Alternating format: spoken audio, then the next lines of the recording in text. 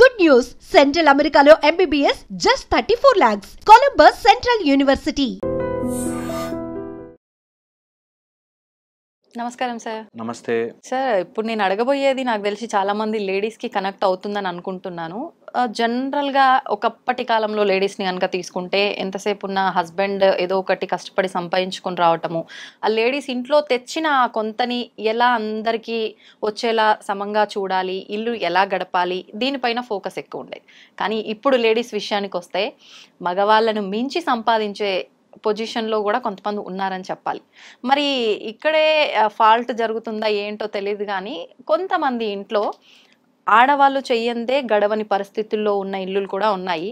ఎలా ఉన్నప్పటికీ male domination అనేది ఎక్కువైపోతుంది. పర్టికులర్గా హస్బెండ్ దగ్గరకు వచ్చేసరికి అన్ని రకాలుగా వైఫ్ సైడ్ నుంచి ఫైనాన్షియల్గా సపోర్ట్ ఉంటుంది, ఇంట్లో విషయాల్లో సపోర్ట్ ఉంటుంది, హస్బెండ్ పైన అంతకు మించిన ప్రేమ ఉంటుంది, అన్నీ షేర్ చేసుకోవాలనే భావన ఉంటుంది.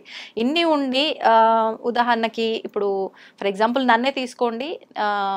నేను వచ్చాను, ఆఫీస్లో నా వర్క్స్ నేను చేసుకున్నా, నాకు ఏదైనా ఇక్కడ జరిగిన విషయాలు ఉంటే వెళ్ళి వెంటనే నా హస్బెండ్కి షేర్ చేసుకోవాలి, తనే నాకు ఒక ఫ్రెండ్లా నేను ఫీల్ అయ్యి ఏదైనా తీసుకెళ్ళి చెప్దాము అంటే వినే ఓపిక అతనికి ఉండదు. పోనీ విన్నా ఒక రెండు మాటలు స్టార్ట్ చేయగానే ఇంకా ఆప్తవా సోది అనే టైప్లో ఇలా మాట్లాడే వాళ్ళు ఉన్నారు. మొత్తానికి ఏదో రకంగా ఆడవాళ్ళని బాధపెట్టే పరిస్థితులు, అణగదొక్కే పరిస్థితులు ఎక్కువగా కనిపిస్తున్నాయి.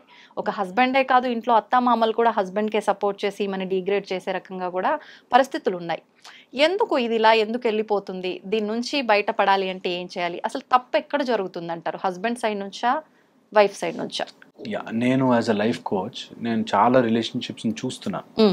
అందుకని కొన్ని ఇంపార్టెంట్ డిస్క్లైమర్స్ చెప్తాను ఇక్కడ. ఇది అన్ని రకాలుగాను అన్ని చోట్ల జరగదు. First point. అవును, మేజర్గా కొన్ని ఫ్యామిలీస్లో జరుగుతున్నాయి ఇలాగా. దట్ వైఫ్ ఎంత పని చేసుకొచ్చిన ఆఫీస్లో ఇంకా ఇంట్లో పనులు చేయాల్సిందే. ఇంట్లో అయితే నువ్వు ఆడదానివే కదా, ఆర్ అమ్మాయివే కదా, నువ్వు ఇంట్లో ఇలా చెయ్యాలి అనేటట్టుగా అలసిపోయి ఫుల్ డే ఒక్కొక్క రోజు ఎంత అలసిపోయి వస్తామంటే ఇప్పుడు చెయ్యాలా మళ్ళీ అనేటట్టుగా ఉన్నా, అవును నేను మగ మహారాజు నేనెందుకు చెయ్యాలి అనే ఫ్యామిలీస్ ఉన్నాయి. అట్ ద సేమ్ టైం కొంతమంది ఇద్దరూ కలుపుకుని మంచిగా హ్యాపీగా కలిసి ఇద్దరూ చేసుకునే ఫ్యామిలీస్ ఉన్నాయి. ఆన్ ద కాంట్రరీ హస్బెండ్ ఇంటికి వచ్చి వంటలు చేసే వాళ్ళు కూడా ఉన్నారు. సో ఫస్ట్ ఎవరైనా వీడియో వింటుంటే ఆ ఓపెన్ మైండ్ తో వినండి. నేను ఎక్కడ కన్స్ట్రక్టివ్ థాట్ తో చెప్పట్లేదు.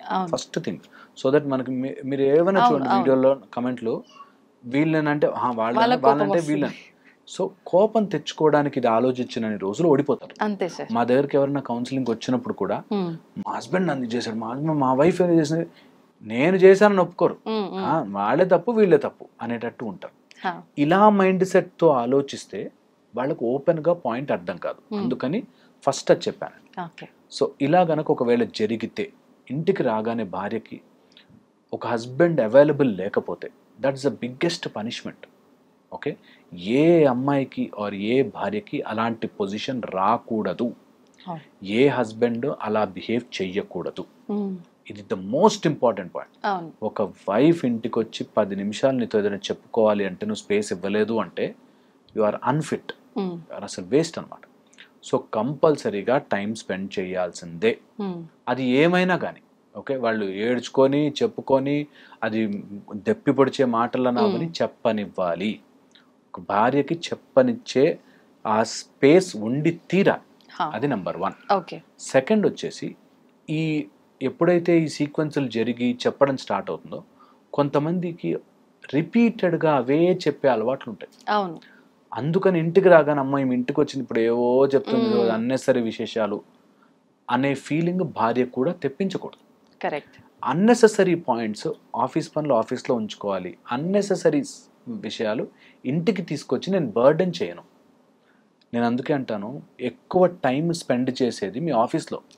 యాక్చువల్గా మనం స్కూళ్ళలో పిల్లలుగా ఉన్నప్పుడు స్కూళ్ళలో, ఆఫీసుల్లో, తర్వాత ఫ్రెండ్స్తో ఉంటాం.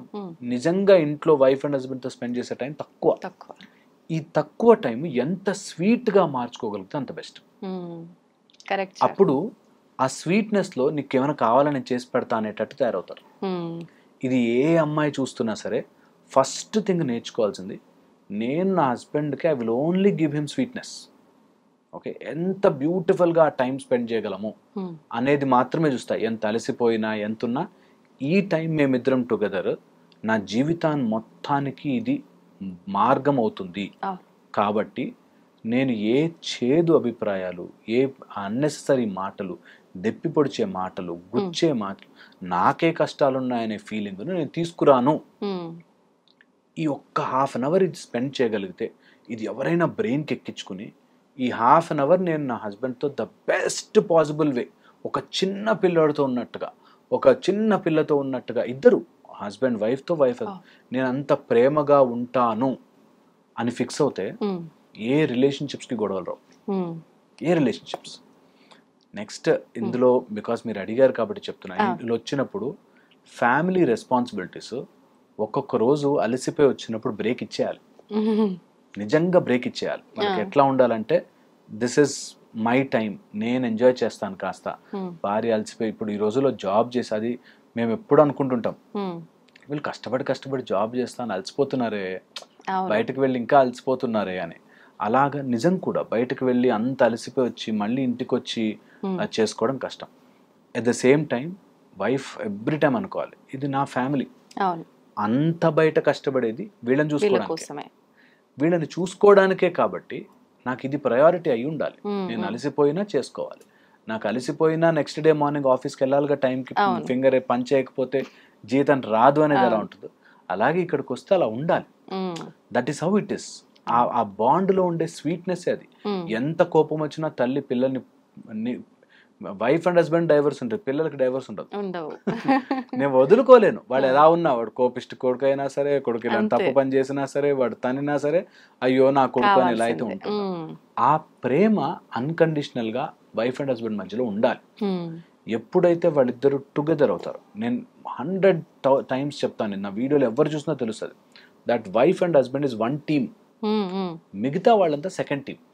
అవును, వీరిద్దరు వన్ టీమ్ అని తెలిసిన రోజున అన్ని బాగుంటాయి. ఇది కన్వే చేయడం రావాలి, ఒక హస్బెండ్కి ఇది రావాలి. దట్ నువ్వు చెప్పింది సోది నాకు వినాలని లేదు అని అనిపించినా ఆ ఫీలింగ్ వాళ్ళకి తెప్పించకూడదు కదా. కొంతమంది ఎవరన్నా మన సీనియర్ ఎవరో వచ్చి చెప్తున్నారు, తెలుసు వాడు సోది కొడుతున్నాడని, వాడు చెప్పేది ఏంరా నాన్ సెన్స్ మాట్లాడుతున్నావు అని తెలుసు, అయినా కూడా మనం వాడు మొహం మీద అనము, అరే నువ్వు నాన్ సెన్స్ మాట్లాడుతున్నారా అనం. ఎందుకు? మనకు అది ఇంపార్టెంట్ అని తెలుసు, ఆ ఉద్యోగం నాకు ఇంపార్టెంట్ అని తెలుసు. కాబట్టి ఇక్కడ అలా అవ్వదు. ఇక్కడ నాకు భార్య నాకు ఇంపార్టెంట్ అని ఉన్నా కూడా నేను నీతో ఎందుకు వినాలి, నీ మాట ఎందుకు వినాలి అంటాడు. అక్కడ వస్తుంది ఆల్ ప్రాబ్లమ్స్. ఇక్కడే వీళ్ళ మనసులో అనిపిస్తుంది సేమ్ ఇప్పుడు మీరు చెప్పినట్టుగానే, ఆఫీస్ లో కొలీగ్స్ తో ఇలానే ఉంటున్నావా, నీ ఫ్రెండ్స్ తో ఇలానే ఉంటున్నావా, మరి ఏంది నా దగ్గరకు వచ్చేసరికి ఇట్లా, అది అడగకూడదు మళ్ళీ. ఎగ్జాక్ట్లీ. అందుకే నేను చెప్తాను, ఇది any relationship is a transactional relationship. Any relationship, దేవుడితో సహా అందరూ నాకేమిస్తావు. అవును. అలాగే భార్య భర్త నుంచి నువ్వు నాకు ఏం చేస్తున్నావు వచ్చేస్తుంది. ఏదో రోజు ఇలా గీత గీసి అక్కడికి వస్తుంది. నేను భార్యగా ఎన్ని చేశాను, నువ్వు నాకేం చేసావు. సేమ్ భర్తగా నేను ఇంత తిరిగేది ఇంటి కోసమే, నువ్వేం చేసావు, ఎవడు చేయమన్నాడు. ఇంకొంచెం డబ్బులు అవన్నీ సెటిల్డ్ ఉన్న వాళ్ళ ప్రాబ్లమ్స్ వేరే టైప్ ఉంటాయి. అవును, వాళ్ళదంతా టోటల్ డిఫరెంట్ స్టోరీ. నేను డబ్బులు ఉన్నాయి, అన్ని ఉన్నాయి, నువ్వు నీ పన్ను చేసుకో, నీ పన్ను చూసుకో, నా పన్ను నేను చూసుకో, నువ్వు లేకపోతే నాకు గడవదా, ఆ టైప్ లో. అవును. సో ప్రాబ్లం ఏదో రకంగా వస్తుంది, దాన్ని అండర్స్టాండ్ చేసుకుని దాన్ని ఒక టైప్ ఆఫ్ మన సాల్వ్ చేసుకోవాలి అనే మైండ్ సెట్ తో వెళ్ళడం ఇంపార్టెంట్, ఏ ప్రాబ్లం అయినా సరే. సో అందుకని ఒకవేళ ఇంటికి వచ్చినప్పుడు వైఫ్ కి చెప్పుకోవాలనిపిస్తే, ఫస్ట్ వైఫ్ మాట్లాడే విధానం, communicating what you are feeling చాలా చాలా ఇంపార్టెంట్. మా దగ్గరకు వచ్చే వాళ్ళు చాలా మంది ఆ కమ్యూనికేట్ చేయడం రాక బాధపడతారు. నాకు వెళ్తే నాకు ఏడుపు వచ్చేస్తుందండి అని.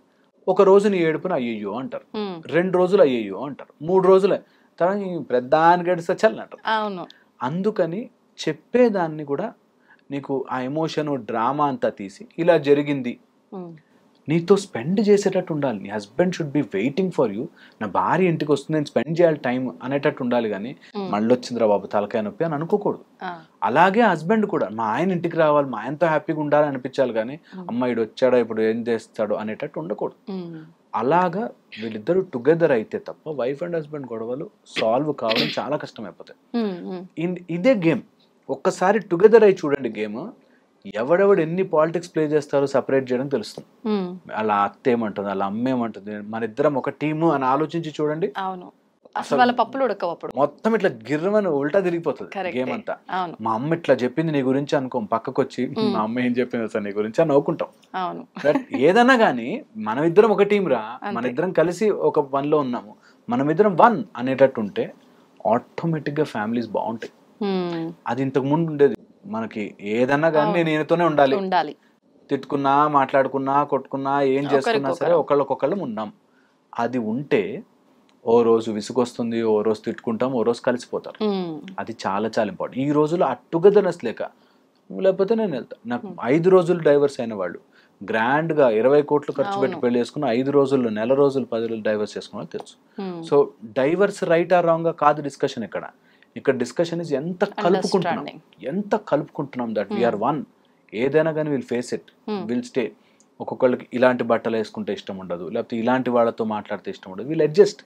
నా హస్బెండ్ ఇస్ వన్ టీమ్ అని అనుకుంటే ఎవ్రీథింగ్ విల్ సెటిల్. సో చెప్పుకోవడానికి ఇంటికి వచ్చినప్పుడు ఆ కమ్యూనికేటింగ్ మెథడ్ ఒకటి చాలా చాలా ఇంపార్టెంట్. ఇంకా లాస్ట్ అండ్ ఫైనల్ పాయింట్ చెప్తాను. నీ emotional drama when you go out and do some office work job చేస్తే ఎమోషనల్ డ్రామాని ఎఫెక్ట్ చేసేవి 4-5 పాయింట్స్ ఉంటాయి.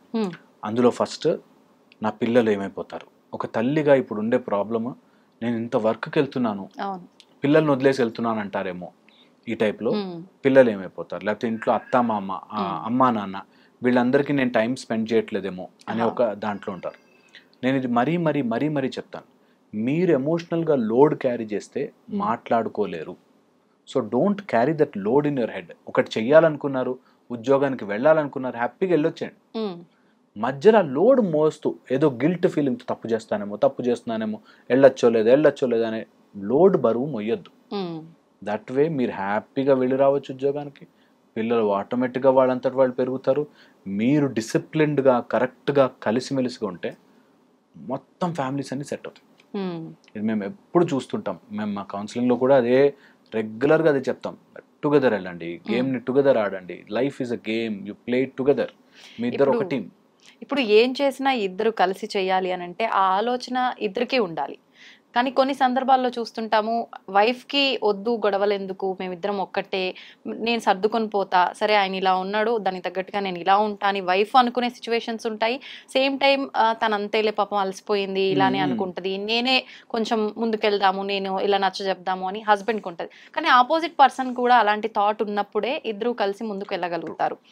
అలా ఒకవేళ ఇద్దరికి లేని పక్షంలో వన్ సైడే ఉంటే ఎలా బిహేవ్ చేయొచ్చు? వన్ సైడే ఉంటే మాత్రం అది కష్టమైన సీన్. సో వన్ సైడే ఉంది అంటే చాలా రకాల మెథడ్స్ మేము వాళ్ళని కౌన్సిల్ చేసి మైండ్ సెట్ మార్చి. ఎందుకు వన్ సైడే ఉంటుందంటే ఇద్దరు వేరే వేరే ఫ్లోర్ లో ఉండి ఆలోచిస్తుంటారు. నేను ఈ ఫ్లోర్ నుంచి చూస్తున్నాను, నువ్వు ఈ ఫ్లోర్ నుంచి చూస్తున్నావు, డిఫరెన్స్ ఉంది ఒపీనియన్ లో. అక్కడ నుంచి నాకు బిల్డింగ్ కనిపిస్తుంది అంటే నువ్వు కనిపించట్లేదు అని గొడవ పడతావు. నేను వేరే ఫ్లోర్ లో ఉన్నాను అనే పాయింట్ అర్థం చేసుకోరు. వీళ్ళ మైండ్ సెట్ వేరుగా ఉండడం వల్ల కలవట్లేదు అనేది అర్థం కాదు. సో మా దగ్గరికి ఎప్పుడైనా ఎవరి దగ్గర నా కౌన్సిలర్ దగ్గరికి వెళ్తే వాళ్ళు చెప్పేది, నువ్వు ఇలా ఆలోచించని స్లోగా, దానికి చాలా టైం పడుతుంది. ఈ మధ్యలో ఏమవుతుందంటే వేరే మార్గాలు తీసుకుంటారు, తప్పు దారి పడతారు, దేనికైనా అడిక్ట్ అవుతారు, ఏదో వ్యసనం బారిన పడతారు, లేదా డబ్బుల్లో చిక్కుకుపోతారు, ఏదో నాకు వేరే దాంట్లో జాబ్ వచ్చేసింది అందులోకి మారతా, అందులో అప్పు తీసుకుంటా, ఇలా అప్పుల పాలైపోతారు, తప్పు దారి పడతారు, ఎమోషనల్ గా వీక్ అయిపోతారు, రాంగ్ స్టెప్స్ తీసుకుంటారు. వీటన్నిటికీ ఇంకా కుజదోషాలు, వాస్తు దోషాలు అయితే చెప్పనేలేము. అవి వచ్చి ఇరుక్కుపోయాక అంత బాగుంటారండి బయట, లోపల కుక్కలు కొట్లాడుకుంటారు. కరెక్ట్. అసలు నమ్మరు కూడా, ఎవరైనా చెప్తే నమ్మరు. ఏం రోగం వచ్చింది, వీళ్ళు చూస్తే ఇంత క్లాస్ గా ఉన్నారు, ఇట్లా తనుకొని చేస్తున్నారు అనుకుంటారు. అట్లాగా చాలా ప్రాబ్లమ్, రకరకాల ప్రాబ్లమ్స్ ఉంటాయి. సో ఆ ప్రాబ్లమ్ ని కరెక్ట్ గా అనలైజ్ చేసుకుని బయటపడడం తప్ప, ఒకళ్ళు ఒక సింక్ లో ఉండి ఇంకొకళ్ళు ఇంకొక దాంట్లో ఉంటే, ట్యూన్ లో ఉంటే చాలా కష్టపడతారు. నిజం చెప్తున్నాం కదా, ఇన్ని 15 ఏళ్ళ నుంచి ఇన్ని రకాల ప్రాబ్లమ్స్ చూసి మనుషులు ఇన్ని రకాలుగా ఉంటారా, ఇన్ని ప్రాబ్లమ్స్ తెచ్చుకుంటారా, సింపుల్ జీవితం, కొట్లాడు 18 ఏళ్ళ నుంచి కొట్లాడుతున్నాము, చచ్చిపోతారు, అయిపోయింది టైం ఇస్ ఓవర్, అయిపోయింది, చచ్చిపోతారు. 3000 రోజులు, 10 years ఓవర్, అంతే అయిపోయింది జీవితం. ఏముండదు వెనక్కి తిరిగి చూసుకుంటే, ఏముండదు, కొట్లాడుకున్నాం జీవితంలో ఒకడు వచ్చా కొట్లాడుకున్నాం. ఇంకెంతకాలం ఇది జరిగిన తర్వాత అప్పుడు నిజంగా కలిసి ఉండాలనే తెలిసినా భావన కూడా ఇద్దరికి వచ్చినా ఉపయోగం ఉండదు. చాలా బాధేస్తుంది. అవును. మనకి అవి చూస్తే నిజంగా బయట నుంచి చూస్తే చిన్న ప్రాబ్లం కదరా అనిపిస్తుంది, కానీ వాళ్ళ మైండ్లో అది పెద్ద ప్రాబ్లం, పెద్ద ప్రాబ్లం. అవును. ఇది నేను చాలా మందిని చూసాను అట్లా. సో అందుకని మా ప్రయత్నం ఏంటంటే ఎప్పుడైనా ఇంకొంచెం పుష్ చేద్దాం. కొంతమంది అస్సలు మారరు, అసలు ఎంత చెప్పినా మారడు, అడిక్ట్స్ అయిపోతారు, డ్రగ్ అడిక్ట్స్ అయిన వాళ్ళు, తాగుడు అలవాటైన వాళ్ళు, బెట్టింగ్ యాప్స్. ఈ మధ్య డైవర్స్లో బెట్టింగ్ యాప్స్ ప్రాబ్లం అయింది. హస్బెండ్ బెట్టింగ్ యాప్స్లో ఆడి 80 లక్షలు 90 లక్షలు 1 crore 2 crores ఇట్లా పెట్టేసేసి బెట్టింగ్ యాప్స్లో మొత్తం రిలేటివ్స్ అందరి నుంచి అప్పులు చేసేసి ఇంకా ఆమె ఏం చేయాలో తెలియక డైవర్స్ ఇచ్చేసారు. ఇటు అప్పుల పాలు చేస్తారు, ఇటు కుటుంబము పిల్లలు ఎవరిని పట్టించుకోరు. ఎంతసేపు వాళ్ళ ఫోకస్ దానిపై. డ్రగ్స్ తీసుకునే వాడి ఆలోచన ఎంతసేపు తీసుకోవాలని ఎలా ఉంటుందో ఇప్పుడు వీడు కూడా ఒక రకంగా అది అడిక్ట్ అయిపోతాడు. సో అందుకనే కొంచెం జాగ్రత్త పడి వీటిని కరెక్ట్ గా ప్లాన్ చేసుకుని, ఒక్కసారి చక్రం వేయించుకుని చూసుకుని, ఒకసారి ఇల్లు కరెక్ట్ గా ఉందా లేదా చెక్ చేసుకుని, మైండ్ సెట్ కరెక్ట్ గా ఉందా లేదా చేసుకుని, సైకలాజికల్ గా కరెక్ట్, ఫిజికల్ గా కరెక్ట్ గా ఉందా, 5 ఆస్పెక్ట్స్ చెక్ చేసుకోమంట. ఎప్పుడు భార్యాభర్తలకు సంబంధంలో ప్రాబ్లం వచ్చినా ఫిజికల్ గా బాగున్నామా, మెంటల్ గా సైకలాజికల్ గా బాగున్నామా, ఆస్ట్రాలజికల్ గా బాగున్నామా, వాస్తు ప్రకారం బాగున్నామా, అండ్ సమ్ టైమ్స్ మైండ్ బాగున్నామా, ఇలా అన్ని చెక్ చేసుకుంటే కొంత లైఫ్ ని కరెక్ట్ చేసుకోవచ్చు. ఒక ప్రాబ్లంలో పడ్డాం, దాని నుంచి బెటర్ గా బయట ఎలా పడచ్చు అనేది ఆలోచించుకుంటే బెటర్ అవుతుంది. Super sir, thank you sir, thank you very much.